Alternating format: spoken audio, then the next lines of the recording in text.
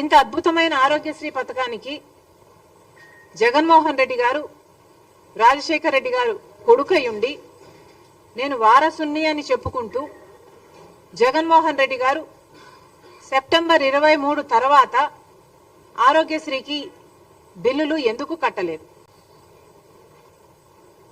జగన్మోహన్ రెడ్డి గారు సమాధానం చెప్పాలి.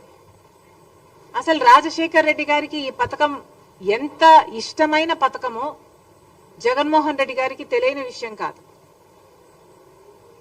ఇది మా కుటుంబానికి పర్సనల్ గా ఆరోగ్యశ్రీ ఇది డెవలప్ అవుతున్న సమయంలోనే ఇది రాజశేఖర్ రెడ్డి గారికి ఎంత ప్రియమైన పథకమో మా అందరికీ తెలిసిన విషయం. అలాంటిది జగన్మోహన్ రెడ్డి గారు సొంత కొడుకై ఉండి నేనే వారసుని అని చెప్పుకుంటున్నారు కదా. మరి అలాంటప్పుడు రాజశేఖర్ రెడ్డి గారి ఆరోగ్యశ్రీ పథకానికి మీరు బిల్లులు ఎందుకు కట్టలేదో జగన్మోహన్ రెడ్డి గారు సమాధానం చెప్పాలి.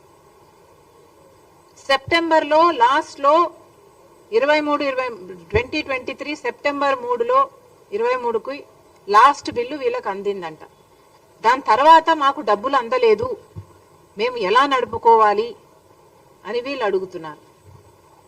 ఈ రోజుకి దాదాపు 3,000 కోట్ల రూపాయలు వీళ్లకు అప్పులున్నాయి.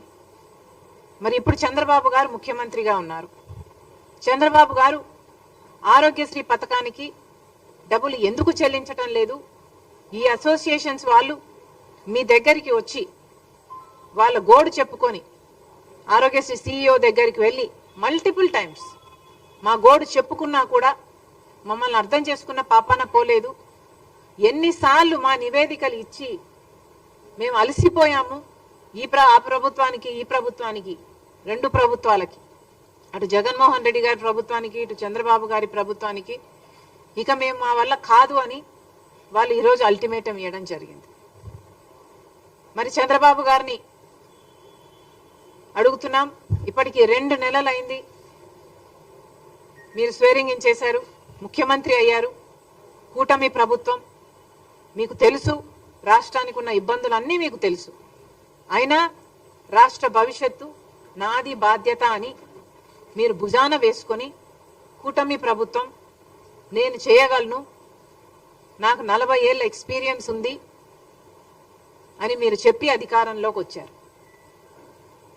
భవిష్యత్తు బాధ్యత నాది అని మీరు చెప్పి అధికారంలోకి వచ్చారు.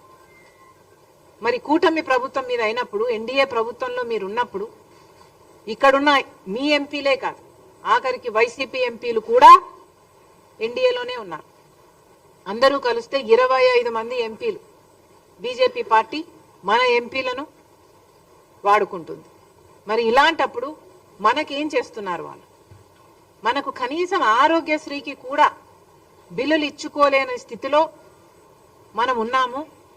ఉంటే ఎన్డీఏ ప్రభుత్వం ఏం చేస్తుందో చంద్రబాబు గారు, బీజేపీ పార్టీ సమాధానం చెప్పాలి.